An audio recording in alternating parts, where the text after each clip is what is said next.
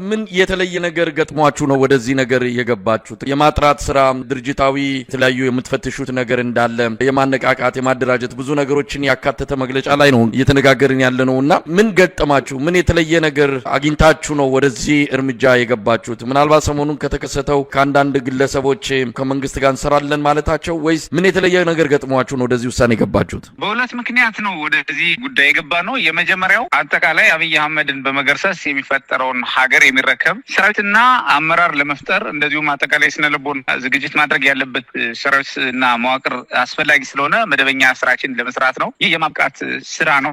ይህ የማዘጋጀት ስራ ነው አንደኛው። ሁለተኛው ደግሞ የማጥራት ስራው የተለየ የሚያደርገው ከአገዛዙ ጋር ቀጭን ሊንኮች ይኖራቸዋል ተብሎ የሚጠረጠሩ አካላት ደላሎች ደላሎች የተሰማሩ በውጭም በውስጥም ሀገር የሚንቀሳቀሱና ሰራዊታችን ከውስጥ ለመቦርቦር ግራ ለማጋባት የተዘጋጁ እንዳሉ መረጃዎች ስለደረሱን እነዚህን እጆችና እነዚህን ያገዛዙ ወይም ደግሞ የአረመኔው አብይ አህመድ ቡድን ኔትወርኮችን እንዳይኖሩ የማጽዳት ስራ መስራት ስላለብን ነው። ከሰሞኑ ቀደም ብሎ ያሰማቷቸው የነበሩ አካላትን እያጠበቅን ለማጥራት በመስራታችን ባለፉት 20 ቀናት ለሙከራ በተደረጉ እንቅስቃሴዎች ከፊሎቹ በቁጥራችን ስራ አድርገን ወደ ስልጠና አስገብተን የመግራት የመሰልጠንና የታድሶ ስራዎች እየተሰጡ የተዘጋጁና የተቀረጹ ሲሆን ቀሪዎቹ ደግሞ ከዚህ ተጠየቅና መድረክ ውጪ ሩጠው አገዛዙ የላካቸው የነበሩ ቀድሞ ወደ አገዛዙ እየሸሿሉ።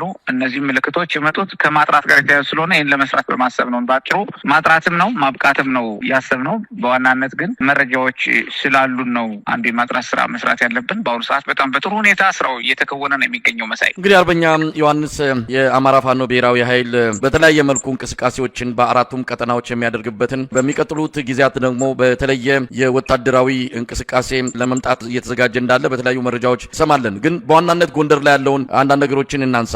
እዛ ያለው ነገር ተጠናቀቀ ወይ? መልካም ጅምር ጀምራችኋል። ከነ አርበኛ ደረጀ በላይ ከሚመራው ቡድን ጋር እንደዚሁ ንግግር ጀምራችሁ ወደ አንድነቱ እየመጣችሁ እንዳለ ሰምተን ነበርና ምን ላይ ደረሰ? ተጠናቀቀ? ጣጣችሁን ጨረሳችሁ? ጎንደር አንድ ሆነች? መልካም መሳይ፣ ጎንደር አንድ ነች፣ ድሮም አንድ ነች፣ አሁንም አንድ ነች፣ ቀጣይም አንድ ነው የምትሆነው። በፋኖ መዋቅር የነበረ የድርጅቶች ልዩነት ብቻ እንጂ ልዩነታችን ከድርጅቶች ልዩነት የዘለለ የተጋነነ ልዩነት ስላልነበር ይህን ልዩነት ማጥበብ የሚያስችሉ ውይይቶች ተደርገው ጎንደር አንድ ነው ማለት ይቻላል። ሆኖም ግን ድርጅቱ አንድ ስላልሆነ ድርጅቶች አንድ የሚሆኑበት ምዕራፍ ብቻ ነው የቀረው። እሱ ምዕራፍ እንደ አማራ የጎንደር አንድነት ብቻ ሳይሆን ከአማራ ያልተነጠለ የጎንደር አንድነት ሆኖ መቋጨት ስላለበት የአማራ ህዝብ አጀንዳ ይዘን እንደምንታገላችን መጠን የአማራ ህዝብ ታጋዮችና ታጋዮች እንደመሆናችን መጠን ከአማራ ህዝብ አጀንዳ ያልተነጠለ የጎንደር አንድነት መስናት ያለበት በመሆኑ ብቻ የሚቀጥሉትን ሁኔታዎች እነዚህን ፕሮግረስ የሚጠይቁ ጉዳዮች ይኖራሉ እንጂ ጎንደር አንድ የመሆኑ ጉዳይ አጠያያቂ አይደለም። እንግዲህ ወደ ወቅታዊ ጉዳዮች እንምጣና እስቲ ከአውደ ውጊያ አንጻር ሰሞኑን የሚደረጉ እንቅስቃሴዎች አሉ የሚል ነገር እንሰማለን። እንግዲህ በተለያየ መረጃ ምንጮች አሁንም ተጋድሎ እንደቀጠለ ነው። እንግዲህ በተለየ ሁኔታ የሚገለጽ ነገር ባይኖርም በየዕለቱ ውጊያ ላይ በየዕለቱ መስዋዕትነት ላይ እንዳላችሁ እናውቃለን። እስቲ በተለየ ሁኔታ ሊጠቀስ የሚችል ወቅታዊ የተጋድሎ እንቅስቃሴ አለ? አዎ መሰለኝ። በዚህ 7 ቀን ውስጥ ብቻ በተደረጉ አውደ ውጊያዎች 215 በላይ ያገዛዙ ወታደሮች የተደመሰሱበትና እንደዚሁም ከ80 በላይ ቁስለኛ የሆኑበት አውደ ውጊያዎች ናቸው። በበላይ ዘለቀ እዝ ክፍለ ጦሮቻችን ያደርጓቸው አውደ ውጊያ ውጤቶች ያሉት። በዚህም መሰረት በተለይም ደግሞ አማራ ፋኖ ብሔራዊ ኃይል በላይ ዘለቀ እዝ የደጃዝማች 4ኛ ኮር ስር ያሉ 6 ክፍለ ጦሮች የተውጣጣ ኃይል በተለይም ደግሞ በሺመለገራ ቀበሌ ማለትም በመተማ ወረዳ በተደረገ አውደ ውጊያ ከ100 በላይ የጠላት ኃይል የረገፈበት ራስና እግር ሆኖ የወደቀበት አውደ ውጊያ በደጃዝማች 4ኛ ኮር የተመራ ድል ተፈጽሟል ማለት ነው። በሌላ በኩል በዚህ ግንባር ከ50 በላይ ቁስለኛ የሆነበት ከ55 በላይ እንደዚሁም ደግሞ ከ100 በላይ የሞተበት እጅግ ተጠቃሽ የዚህ 7 ቀን ውስጥ አውደ ውጊያ ድል ነው የበላይ ዘለቀ እዝ። በተጨማሪ አሻሚት የሚባል ቦታ በዛው በደጃዝማች 4ኛ ኮር ቀጠና ውስጥ የተደረገ አውደ ውጊያ ተጨማሪ ጠላት የረገፈበት ሆኖ ተመዝግቧል። መሳይ እንደዚሁም ሰሜን ጎንደር ቀጠና ውስጥ ደግሞ በተለይም ደግሞ በዋግ ኽምራ ዞን እና በሰሜን በየዳና ጃናሞራ ወረዳ አዋሳኞች በተደረጉ አውደ ውጊያዎች እንዲሁም ከወሎ ዋግ ኽምራና ከሰሜን ጎንደር ወረዳዎች ጃናሞራና በየዳ አዋሳኝ እንዲሁም ጠለምትና አካባቢው በተደረገው አውደ ውጊያ በርካታ ያገዛዙ ኃይሎች የተማረኩበት እጅግ ውጤታማ የሆነ ኦፕሬሽን የተመራበት ነው። በዚህም በርካቶች የተመቱ የተደመሰሱ ሲሆን ቁስለኛ ሆነው ከጥቅም ውጭ ሆነው አሉ። እንደዚሁም በተጨማሪ እጅ የሰጡና የተማረኩ የቀበሌ አስተዳዳሪዎች ያገዛዙ ብልጽግና ጽሕፈት ቤት ድርጅት ኃላፊዎችን ጨምሮ የጸጥታ ኃላፊዎችና የፖሊስና የሚሊሻ አመራሮችና ስምሪት ሰጪዎች በሙሉ እስከ እግረኛ ድረስ የተማረኩበት አውደ ውጊያ ድል ተመዝግቧል። በተጨማሪ በ5ኛ ዳግማዊ ቴዎድሮስ ቀጠና ውስጥ ደግሞ ባጃ በተባለ ቦታ ላይ የተደረገ አውደ ውጊያ በከፍተኛ ሁኔታ ጠላት የረገፈበት ሁኔታ ነው ያለው። በዚህ 7 ቀን ውስጥ ተደርገው ካለፈው አውደ ውጊያ መረጃዎቻችን መካከል እንደዚሁም በአንደኛ ኮር ሜጀር ጀነራል ባንታ ባተ አንደኛ ኮር ውስጥ ደግሞ በተለይ በጉና ክፍለ ጦር የገብረ መስቀል ብርጌድ የወሰደው እርምጃ አለ በጠላት ላይ። በዚህም ሰብአዊና ቁሳዊ ጉዳት በጠላት ላይ ደርሷል። እንደዚሁም በጎንደር ጋሻው ክፍለ ጦርና በታድሎ ብርሃን ክፍለ ጦር ጥምረት ደግሞ በጎንደር ዙሪያ እየተደረገ አውደ ውጊያ ከፍተኛ ድል የተመዘገበባቸው ናቸው እና ሌሎች በዚህ ያልተጠቀስኳቸው ቀጠናዎችና ክፍለ ጦሮች ብርጌዶችና ሻለቆች የተፈጸሙ ወታደራዊ ድሎች የተመዘገቡበት ሲሆን በጥቅሉ ከ215 በላይ የጠላት ኃይል በዚህ 7 ቀን ውስጥ የተደመሰበትና ከ80 በላይ ቁስለኛ ሆኖ ከጥቅም ውጭ የሆነበት ነው። በአማራ ፋኖ ብሔራዊ ኃይል ሰሜን አማራ ቀጠና በላይ ዘለቀ እዝ ቀጠና ውስጥ የተደረገ የአውደ ውጊያ ወታደራዊ ድሎች የተመዘገቡት ማለት ነው። መሳይ አርበኛ ዮሐንስ፣ እነዚህ አይነት መረጃዎች በየጊዜው በማያቋርጥ መልኩ ተጋድሎ እንደቀጠለ ያገዛዙ ሰራዊትም በቁጥር ቦታ ይለያይ እንደሆነ እንጂ ድሉ በየቦታው በየቀኑ የሚመዘገበው ነው ቀጥሏል። በተለየ ሁኔታ ምን እንጠብቅ? እንግዲህ የፋኖ ኃይሎች ወደ አንድነት መምጣታቸውን ተከትሎ ቦታዎችን ይዞ የመልቀቅ ብቻ ሳይሆን ስትራቴጂክ የሆኑ ድሎችን አገዛዙን አከርካሪ የሚሰብሩና ከፍተኛ ወታደራዊ ድሎች ተብሎ የሚጠቀሱትን በማስመዝገብ ረገድ ምን ያህል ተዘጋጅታቸዋል? በቀጣይስ እንደነዚህ አይነት ዜናዎችን በተለየ ሁኔታ የምንሰማበት አሁን አገዛዙ የሚገልጻቸው ነገሮች አሉ። ፋኖ ኃይሎችን ወደ ሰላም እየመጡ ነው፣ ከነሱ ማለም አመራሮች ወደኛ እየመጡ የሰላም ስምምነት እያደረጉ ነው ይላል። እንግዲህ እናንተ አካባቢ ያለውን ሁኔታ የምናቀውን መረጃ ለህብረተሰቡ በየጊዜው እያስተላለፍን እንገኛለን። ነገር ግን ባለበት እርግጥ በሆነበት የእናንተ እንቅስቃሴ ምን እንጠብቅም? አንድነት ውስጥ እየገባችሁ ነው፣ እየተስማማችሁ ነው፣ ብዙ ነገር መልካም እንደሆነ ይሰማል። ነገር ግን ወታደራዊ እንቅስቃሴው በፊት ከነበረው አንጻር ፈቅ ያለ ነገር እያየን አይደለምና ከዚህ አንጻር ምን ማለት ይቻላል? ቅድም እንዳልከው የመጀመሪያው ከኛ የሚጠበቀው በወታደራዊ ዘርፍ ዲሲፕሊን የሆነ ሰራዊት ስርዓት ያለው ሰራዊት ሆኖ እንደዚሁም ደግሞ ስትራቴጂክ ድሎችን የሚያሟላ ወይም የሚያጎናጽፍ ወታደራዊ እንቅስቃሴ ማድረግ ነው የሚጠበቅብን። ይህን ለማድረግ የሚያስችል ደግሞ የቅድመ ስራዎች እየተሰሩ ነው። የመጀመሪያው ድርጅታዊ አንድነትን መፍጠር ነው። በሌላ በኩል ደግሞ በተናጠል እዞች የሚያደርጓቸው አውደ ውጊያ ግንባሮች ላይ እያንዳንዳቸው ውጊያ ማሸነፍ ነው። በዚህ አውደ ውጊያ በፋኖ የወታደራዊ የአውደ ውጊያ ግንባር ስልት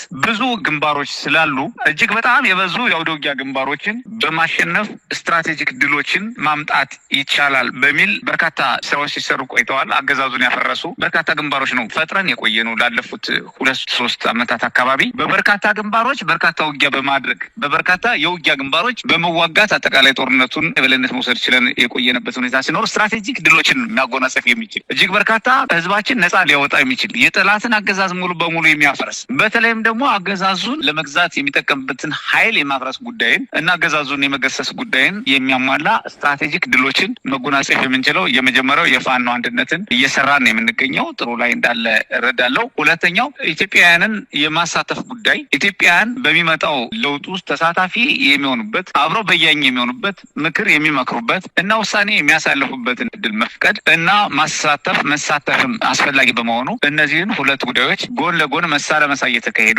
በሌላ በኩል ደግሞ ወታደራዊ እንቅስቃሴዎች እንደምታውቀው ወይ እኛ ሂደን የምንፈጽማቸው ናቸው ወይም ጠላት ሲመጣ የሚፈጸሙ እየሆኑ እስካሁን ቆይተዋል። ከዚህ በኋላ ወደ አገዛዙ ዋና ዋና ቤዞች ወይም ወደ ጠላት ዋና ዋና ቤዞች እየተጠጋን የምንፈጽማቸው ድሎች ስትራቴጂካል ተመዝግቦ ነጻ የሚወጣበት አገዛዙ የሚፈርስበት ሰፊ አስተዳደር ቀጠና የሚመሰረትበት ስትራቴጂክ ድል የሚመጣበት ሁኔታ እጅግ በአጭር ጊዜ ውስጥ የሚመዘገብ መሆኑን እርግጠኛ ሆኖ መናገር ይቻላል። መሳይ እንግዲህ አርበኛ ዮሐንስ ሰሞኑን መነጋገሪያ ከሆኑት ጉዳዮች አንዱ በእርግጥ በእናንተ በኩል ከጉዳዩ ጋር በተያያዘ እስካሁን ይፋዊ የሆነ መግለጫ ወይም ደግሞ ምላሽ የተሰጠበት ሁኔታ የለም። የአማራ ፋኖ ህዝባዊ ድርጅት አፋሕድ ግን ጉዳዩን በተመለከተ በተለያዩ ሚዲያዎች ባሰራጨው መግለጫ እንደዚሁም አመራሮቹ እየወጡ በሚሰጡት ቃለ መጠይቆች ጉዳዩን ግልጽ አድርገው ተናግረውታል፣ አስቀምጠውታል። አንድ ግለሰብ ከአፋሕድ በመሄድ ከመንግስት ጋር ተጨባብጦና ተቃቅፎ የሰላም ስምምነት አድርጌያለሁ ያለበት እንቅስቃሴ ብዙ ነገሮችን እንድናነሳ አድርገዋል። አንደኛ በፋኖች መሀል ያለው ነገር እንዴት ነው? እያንዳንዱ ግለሰብ እያንዳንዱ አመራር ቦታ ያለውን ሰው እንዴት ነው ነገ ከነገ ወዲያ አሁንም እየወጡ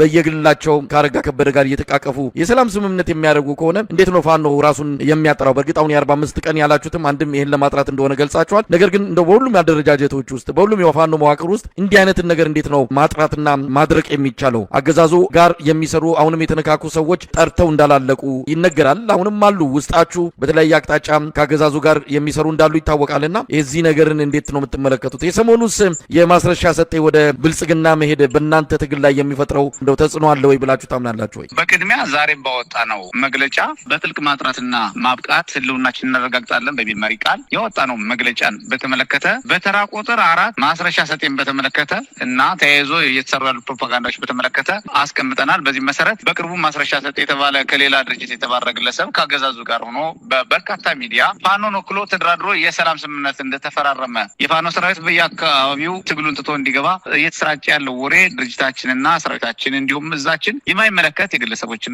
የአጭበርባሪው አረመኔያዊ አገዛዝ የመጨረሻ ቅጥፈት የፕሮፓጋንዳ መሆኑን ተገንዝበን ተልኳችን ላይ ብቻ ትኩረት እንድናደርግ መልእክት እናስተላልፋለን በሚል አንቀጽ በመግለጫችን እየገለጽን መሆኑን ያስታወስኩ። ከዚህ ጋር ተያይዞ ተጨማሪ ሀሳብ ለማስቀመጥ ማስረሻ ሰጤ ወደ ብልጽግና ሄደ ወይስ ብልጽግና ወደ ማስረሻ ሰጤ መጣ ሚለውን በተመለከተ ይህ ጉዳይ ማስረሻ ሰጤ ወደ ብልጽግና ገባ ወይስ ቀድሞ አብሮ ቆይቷል ወይ ወደ አሮጌ ቤቱ ገባ ወይስ ወደ አዲስ ቤቱ ገባ የሚል ነው ሀሳቤ። ባጭሩ ቀደም ብሎ ከሰራዊት ተነጥሎ የቆየ ሰው እንደመሆኑ ቀደም ብሎ ግለሰብ ሆኖ የቆየ እንደመሆኑ እንደዚሁም በትግሉ ውስጥ በነበረው አበርክቶ በቅርብ ጊዜ ውስጥ ትግሉን ከመበታተና ሀሳብ አጀንዳዎችን ከማስፋት ልዩነትን ከማስፋት የዘለለ ሚና ያልነበረው ግለሰብ እንደመሆኑ ታግሎ ጠላትን ከመምታትና ከማፍረስ ያስመዘገበው ነገር ያልነበረ እንደመሆኑ ስንገመገመው እንዲሁም በመጨረሻ አገዛዙ ጋር ሆኖ የሰራውን የፕሮፓጋንዳ ሁኔታ ስንመለከት ቀደም ብሎ ከአገዛዙ ጋር የቆየ መሆኑን የሚያሳብቅ መሆኑን ነው የምንገነዘበው። በዚሁም መሰረት ማስረሻ ሰጤ የተባለው ግለሰብ ብልጽግና ወይም ደግሞ የአብይ አህመድ ኔትወርክ አካል ሆኖ የቆየ በመግለጫችን እንደጠቀስነው ሰርጎ ገብ ጥገኛ የትግላችን ደመጣጭ መዥገር ሆኖ ከቆዩ ሰዎችና ቡድኖች መካከል የሚጠቀስ ግለሰብ እንደነበረ መረዳት ይቻላል። ምንም እንኳ በአንድ ድርጅት ውስጥ ያልነበርም ቢሆንም ሆኖም ግን በድርጅቱ መባረሩ እየታወቀ ግለሰብ ከድርጅት ጋር ሊደራደር እና መድረክ ሊኖር እንደማይችል እየታወቀ ይህ ጉዳይ እንዲሆን ተደርጓል። ሆኖም ግን ከሱ የተሻለ ኃይል ይመራ የነበረው የአማራ ፋኖ በሸዋን ሲመራ የነበረው ደራሲ ኮሎኔል አሰግድ መኮንን እንኳ በቁጥጥር ስር በዋለበት ጊዜ ወይም በተያዘበት ጊዜ ያልተደረገ ነገር ዛሬ ግለሰብ የሆነውን ማስረሻን ሲያሞጋግሱ ሊሰሩለት የፈለጉትን ፕሮፓጋንዳ ስንመለከት አንደኛ አገዛዙ ለአማራ ሕዝብ ንቀት እንዳለው ነው ያሳየው። የአማራን ሕዝብ በወጉ በልኩ ጥያቄውን ማስተናገድ እንደማይፈልግ መስማት እንደማይፈልግ ጥያቄውን መሰረት አድርጎ ድርድር እንኳ ቢገጥም ወደፊት ለመደራደር ዝግጁ እንዳልሆነ ሞራሉ እንደማይፈቅድለት እንደዚሁም የኢትዮጵያን ሕዝብ ለመምራት የሚያስችል የሞራል ልዕልና የሌለው መንግስት መሆኑን ተጋልጧል። በማስረሻ ሰጤ መክዳት ውስጥ ነጥብ የጣለው ብልጽግና ነው። ነጥብ የጣለው ብልጽግና ነው ስንል ማስረሻ ሰጤ ግለሰብ ነው የሄደው። ከጥላው ውጭ የተከተለው የለም። የራሱን ጥላ ብቻ ይዞ የሄደ ሰው እንደ ድርጅት አድርገው ይገልጻሉ። እንደ ህዝብ የተጠየቁትን ላለመመለስ እንደ ግለሰብ ሲያቆለባብሱ ማየት የሞት ሞት ነው። እነሱ ሞታቸውን ያወጁበት መሆኑን ነው ያየ ነው። ከዛ ውጭ ግን ሰራዊታችን ህዝባችን ፋኖ እንደተደራደረ ተደርጎ እንደዚሁም ወደ ሰላም እንደሚገባ ተደርጎ አጭበርባሪው የአብይ አህመድ የቅጥፈት አገዛዝ የሚያሰራጫቸው ወሬዎችንና መሰረተ ቢስ ነጥቦችን ህብረተሰባችን እንዲረዳ ህዝባችን እንዲረዳ እንዲሁም ሰራዊታችንና አጋሮቻችን እንዲረዱም በዚህ አጋጣሚ መልእክት እናስተላልፋለን። መሳይ አርበኛ ዮሐንስ እንደው አንድ ነገር ሳልጠይቅ ማለፍ አልፈለኩም። አገዛዙ በዋናነት አማራ ክልልን እንደተቆጣጠረ በአማራ ክልል የፋኖ ተጽዕኖ ብዙም አይደለም የሚል ፕሮፓጋንዳ መስራት ሲፈልግ በቀጥታ ጎንደር ነው የሚያመራው። ጎንደር ሄዶ የሚፈልገውን እያደረገ ነው። የሚፈልገውን ከሲቪሉም ከወታደሩም ከተለያዩ የህብረተሰብ ክፍሎች እያቀረበ ካባ እንኳን በቅርቡ የተሸለመው እዛው ጎንደር አካባቢ ነው። የአማራ ህዝብ በአስገድዶ መድፈር ከፍተኛ የሆነ ወንጀል ተፈጽሞበታል የሚል ዘገባ በቢቢሲ ተጠናቅሮ በቀረበበት በዛው ሰሞን ነው ወደ ጎንደር መጥቶ ካባ የተሸለመው አብይ አህመድ። ታዲያ ፋኖች የታሉ የሚል ጥያቄ መጣ። የጎንደር ነዋሪዎች እውነት ለመናገር መዝግባችሁ ይዛችሁ እነዚህ ሰዎች ከአብይ አህመድ ጋር እጅና ጓንት ሆነው የሚሰሩ የአማራ ተወላጅ ነን ብለው በዚህ ደረጃ አብይ አህመድን ካባ የሚያለብሱ የጎንደር ነዋሪዎች ካሉ ይሄ በራሱ በታሪክ ውስጥ እንዴት ተብሎ ሊገለጽ እንደሚችል አላውቅም። ለማንኛውም እናንተ የት ሄዳችሁ ነው እንደዚህ አይነት ነገር እየተደረገ ያለው? አሁን ደግሞ ሰሞኑን የጎንደር ከተማ ከንቲባ እንደዚሁ የራሱን ገጽታ ለመገንባት የተለያዩ እንቅስቃሴዎችን ለማድረግ በዝግጅት ላይ እንዳለ እንሰማለን። ስለዚህ የእናንተ መኖርን የሚያሳዩ ነገሮች ምንድን ናቸው? አገዛዙ በዚህ ደረጃ የፈለገውን እያደረገ አንዳንድ ነገሮችን እንኳን ማስቆምና ማስገደድ ካልቻላችሁ እንዴት ነው ፋኖ አለ ብለን ጎንደር ላይ ልንገልጽ የምንችለው? ጎንደርን በተመለከተ ወደ ጎንደር ፖለቲካ ለመስራት አብይ አህመድ ወደ ስልጣን ከመጣ ቀን ጀምሮ የፖለቲካ ምሰሶ እንዲሆነው ጎንደርን በተደጋጋሚ ሙከራ አድርጓል። እንደሚታወቀው መንበረ ስልጣኑን ከተቆጣጠረ ቀን ጀምሮ ወደ ጎንደር ያደረጋቸው ጉዞዎች በሙሉ ፖለቲካዊ ጉዞዎች ናቸው እና ጎንደርን መሰረት ለማድረግ ስለ አማራ ሲያስብ ጎንደርን መሰረት በማድረግ አማራን አፍርሶ አንበርክኮ ለማስገበር አልሞ ነው ሲሰራ የቆየው ግለሰቡ። ለዚህ ምክንያት የሆነው አንደኛው ከሚስቱ ዝናሽ ታያቸው ጋር የሚያብር የሚዛመድ ይገኛል ብሎ በማሰብ አንደኛው ነው። ሁለተኛው ምክንያት ጎንደር አካባቢ ያለው የማንነትና የወሰን ጥያቄ እና በጠላት የመወረር ስጋት ስላለ ጎንደር በቀላሉ ተንበርክኮልኝ ለኔ ለማሸከመው የፖለቲካ ቀንበር ትከሻውን ምቹ አድርጎ ይቀርብልኛል ከሚል ቀቢጸ ተስፋነት የመነጨ እንደሆነ እንረዳለን። ሆኖም ግን ባለፉት ዓመታትም ባለፉት ወራትም አብይ አህመድና ቡድኑ በጎንደር ከዚህ በላይ የሆነ የፖለቲካ ሻጥር አማራን ለማፍረስ ሊጠቀምበት፣ ጎንደርን ለማዳከም ሊጠቀምበት፣ ፋኖን ለማፍረስ ሊጠቀምበት የነበረበትን አጀንዳዎች በሙሉ እየተከታተልን እየለቀምንና መረጃ እየሰበሰብ ከራሱ ቤተመንግስት መረጃ እየሰበሰብ ስናከሽፍበት ቆይተናል። አሁንም እያከሸፍንበት እንገኛለን። ባለፈው በኤርፖርት ሾልኮ በመግባት ካባ እንደተሸለመ ተደርጎ የነበረው ፕሮግራም የጎንደር ህዝብ ያልነበረበት ፕሮግራም፣ የጎንደር ህዝብ ካባ በሚሸልምበትም ሆነ ሌላ የክብር አቀባበል በሚያደርግባቸው ነፃ መድረኮች በሙሉ በስቴዲየምም ሆነ በህዝብ አዳራሽ እንደዚሁም ደግሞ በመስቀል አደባባይ ሁሉ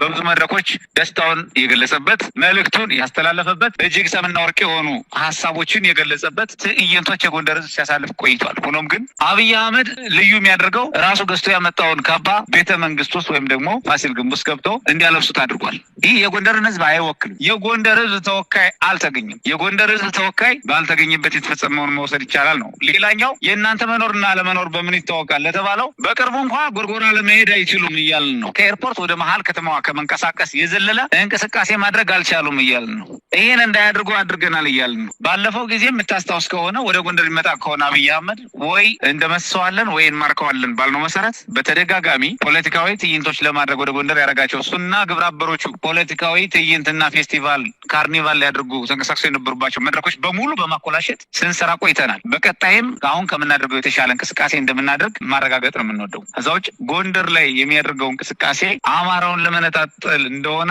ከተነቃበት ውሎ ያደረ ነው። ጎንደር ላይ ዝናሽ ታያቸውን ጭምብል አድርጎ ወደ ጎንደር ያደረገው እንቅስቃሴ ይኑር እንጂ ዝናሽ ታያቸው የትውልድ ቦታ በርካታ ድሮኖችን በመጣል ንጹሃን መጨረሱ ደግሞ የጎንደር ህዝብ ያውቃል እና ዝናሽ ታያቸውም እንዳስጨረሰች ያውቃል።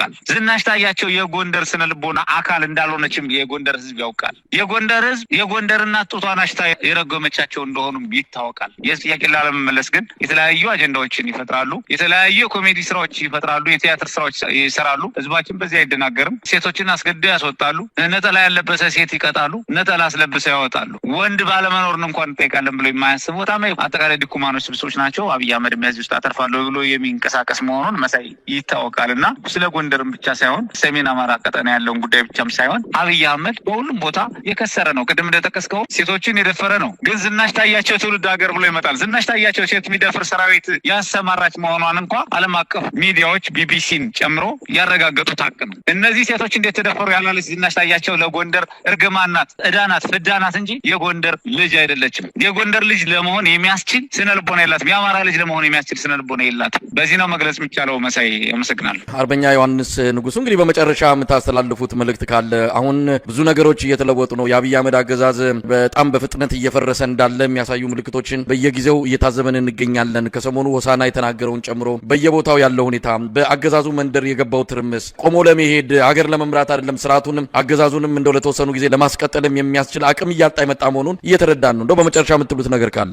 አብይ አህመድ ከወደቀ ቆይቷል፣ ግን መውደቁን የማስረዳት ስራ ነው የቀረ። ሁለተኛው በወደቀው አገዛዝ የመተካት ስራ መስራት እንዳለብን አምነን የመስራት ጉዳይ ክፍተት ነው ያለብን። ከዛ ውጭ አብይ አህመድ የፖለቲካ ቅቡልነት የለውም፣ የወታደራዊ አቅም የለውም፣ የኢኮኖሚያዊ አቅም የለውም፣ የዲፕሎማሲ ቅቡልነት፣ ዓለም አቀፍ ቅቡልነት የለውም፣ እንደዚሁም የውስጥ ጥንካሬ የሚባል የለውም። ይህ አገዛዝ እየቀጠለ ያለው በእኛ ድክመት እንጂ በሱ ጥንካሬ አይደለም። ስለዚህ የእኛ ድክመቶች በአጭር ጊዜ ስናስተካክል የእሱ ውድቀትና ቀብር አብሮ የሚረጋገጥ በመሆኑ መላ ኢትዮጵያውያን በሀገር ውስጥ በሀገር ውጭ የሚገኙ ጠንክረው ከወትሮ የተለየ መልካም የሆነ ሽግግር እንዲደረግ ከአብይ አህመድ ስርዓት መገርሰስ በኋላ የተረጋጋ ጦርነት የሌለበት ሀገር ሊሆን እንዲችል እንደዚሁም ደግሞ የተሻለ ስርዓት ሊቆም የሚችልበትን ሁነት ለመፍጠር ከወዲሁ ንቁና ብቁ ሆነው ትብብር እንዲያደርጉ እንደዚሁም ደግሞ ከፍ ያለ ተሳትፎ እንዲያደርጉ እንዳይሰለችው ነው ጥሪ ማስተላለፍ ወይም መልዕክት ማስተላለፍ የምንችለው። ከዛ ውጭ ግን ትግላችን አጠናክረን እንቀጥላለን። እንደምናሸንፍ አውቀን የገባንበት ትግል ነው። እንደምናሸንፍ አውቀንም